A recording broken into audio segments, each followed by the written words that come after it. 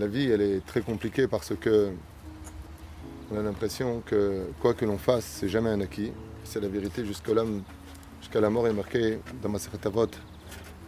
Albinat Chaltishain Adiomotra ne compte jamais sur toi jusqu'au jour de ton dernier jour parce que le Yetzirara, il peut te faire tomber. Quand un homme, il a tenu et qu'il est resté tzaddik toute sa vie, Tamim, le pire de l'histoire, c'est qu'il meurt.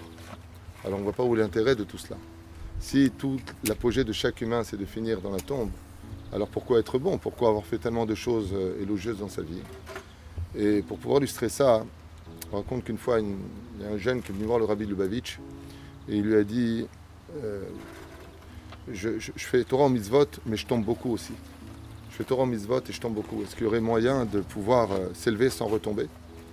Et le rabbi l'a regardé comme ça, il lui a dit, je vois que tu es sportail, je vois que tu es sportif. Est-ce que d'après toi, tu pourrais monter sur ma table avec tes deux pieds en même temps? Alors le jeune, il regarde comme ça, il dit, vous êtes sérieux, vous voulez que je monte sur votre table? Il lui a dit, est-ce que tu en es capable?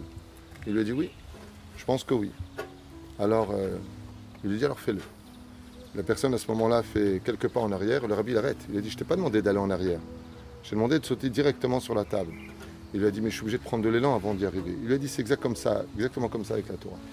Pour pouvoir évoluer et monter très haut, il faut d'abord faire quelques pas en arrière. Il ne faut pas avoir peur de la chute. Si la chute, elle est là pour permettre une meilleure avancée et un meilleur saut vers la Gdusha.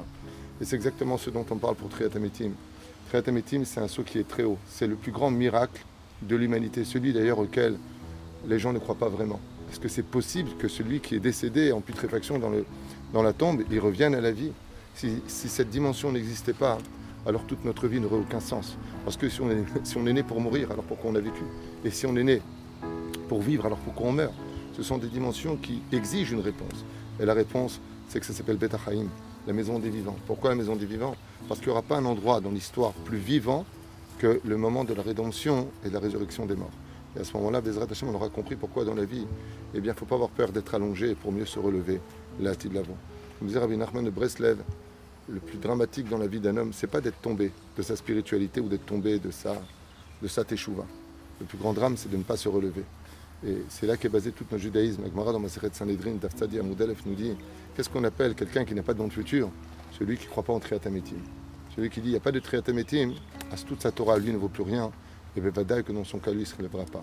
Aval Mishema Amin Bezé. Alors on vient, on fait des Teilim. Des fois, on va lui parler, depuis qu'on parle avec des morts, s'ils sont morts.